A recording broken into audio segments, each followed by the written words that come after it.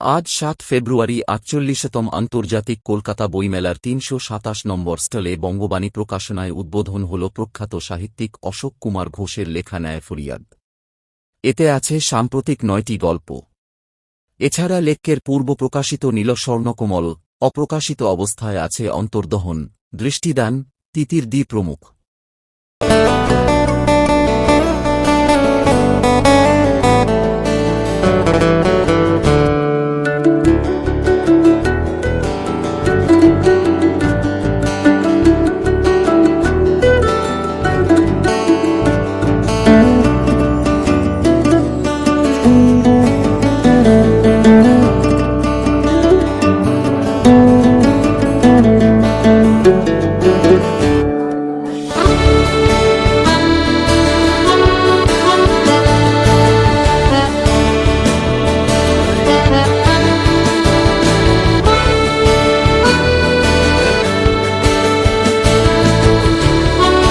বইটি আজকে উদ্বোধন হলো।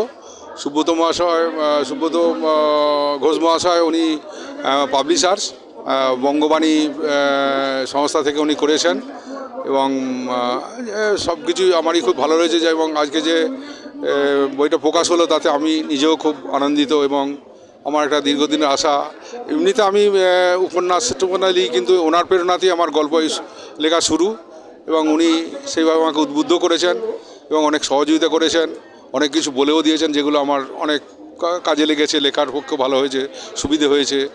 এবং বাকি যেসব কথাবার্তা উনি একটু ভালো বলতে পারবেন ওনার পাবলিশিং সম্বন্ধে। কী কী বই আপনি এ পর্যন্ত উদ্বোধন এরকম বই বেরিয়েছে? এরকম বই বলছে আমি লিখেছি অনেকগুলোই, কিন্তু তার মধ্যে আমি তো সব প্রকাশ করতে পারিনি। আমি একটা প্রথম বই প্রকাশ করেছি নীল স্বর্ণকমল, যেটা হচ্ছে আমি নিজেই প্রকাশ করেছি। হয়তো কিছু 200-300 কপি হয়তো বেরিয়েছে, বাকি সেভাবে প্রচারে আলোয় আসেনি, যেহেতু আমি সেভাবে উদ্বোধন করতে পারিনি।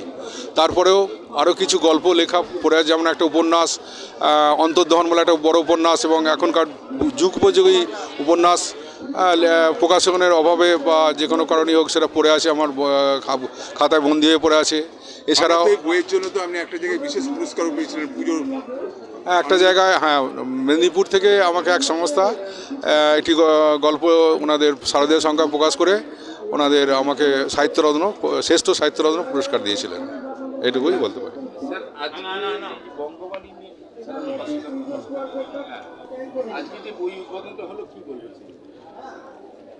এই ন্যায় ফরিয়াদ একটা মানে বাস্তব জীবনের গল্প। যেমন আমরা আগে দেখেছি, ধরুন একজন বাবা তার ছেলেকে মানুষ করলো, তার কাছে কিছু প্রত্যাশা থাকে, তো সেই ছেলে যখন ঠিকভাবে বাবার মনের মতো হয় না, কেন হয় না, তখন বাবা চিন্তা করতে থাকে, তাহলে আমি ঠিকভাবে মানুষ করতে পারিনি। এই সমাজের বিভিন্ন দিক এই গল্পগুলোর মধ্যে উঠে এসছে। আমরা এটা কি আপনার দেওয়া নাম নাকি লেখকের? না, এইটা লেখকের দেওয়া নাম।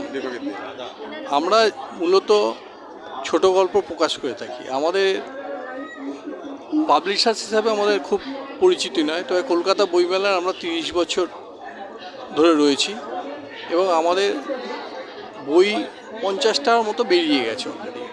তার বেশিরভাগ বই গল্পের। কবিতার বইটা আমরা একটু কম করি। আমাদের সাগরময় ঘোষের সম্পাদনার বই থেকে আরম্ভ করে, চিত্তাদেবের বই থেকে আরম্ভ করে, মানে সুচিত্রা ভট্টাচার্যের থেকে আরম্ভ করে অনেকের বই রয়েছে। আমরা খুব আনন্দিত নতুন করে আমরা অশোকবাবুর বইটা হাতে পেয়ে। ইতিমধ্যে দেখতে পাচ্ছি যে এই বইটা নিয়ে আপনার দোকানে অনেকে এসে খোঁজ খবর করছে। এই বইটা প্রাপ্তিস্থান আগামী দিনে কলকাতা বইমেলা ছাড়া? আমাদের কলকাতা বইমেলা ছাড়া যত জেলা মেলায় বুক ফেয়ার হয়, যত বুক ফেয়ার হয়, সব জায়গায় সেই বুক ফেয়ারগুলো পাওয়া যাবে। আর কলেজ স্ট্রিটে বলাকা আর সময় দিয়ে বুক স্টোর্স সব জায়গায় প্রাপ্তিস্থান। দাম কীরকম রাখা হয়েছে বইটির দাম আমরা 300 টাকা রেখেছি। আপনার দোকানে গেলে কি এই বইটা কি একটু কনসেশন? হ্যাঁ, দোকানে অনলাইনে আমাদের ওয়েবসাইট আছে বঙ্গবাণী.in, ফেসবুক আছে, আমরা অনলাইনে বই বিক্রি করি, সেখানেও আমরা এই বইটা অ্যাড করে বিক্রি করব। আপনার নামটা? আমার নাম সুব্রত ঘোষ। নাইপুরিয়াদ বইয়ের আপনি হচ্ছেন লেখক অশোক কুমার ঘোষ। হ্যাঁ। এই বইটার মধ্যে কি আছে? এই বইটার মধ্যে আছে 9টা গল্প নিয়ে লেখা বইটা। বইটার মধ্যে গল্প বলতে যেগুলো যা আছে বইটার আর গল্পের মধ্যে এগুলো সব যেগুলো যা লেখা আছে এটাই হচ্ছে বইটার মর্মার্থ। গল্পের মতো জীবন না জীবন থেকে উঠে আসা গল্প, এই প্রশ্নগুলো উঠবে এই বইয়ের গল্পগুলো পড়তে পড়তে। যেমন প্রত্যাশার পরিণাম গল্পে চাষিবাসী বাবা ছেলেকে বড় মানুষ করার পর কী পেল, বাবা কি কিছু ভুল করেছিল? গল্পটি পড়তে গিয়ে পাঠকের চোখ ও সুসজল হবেই। অন্য গল্পগুলোতেও হৃদয়গ্রাহী মর্মাঘাতের কান্না, বেদনার অন্তরালে কি আছে, এগুলোই গল্পের আসল রূপ। এই বইয়ের গল্পগুলোর মধ্যে গল্প হলেও সত্যি ধবলির দীর্ঘশ্বাস অবাঞ্ছিত নানা প্রশ্ন তোলে।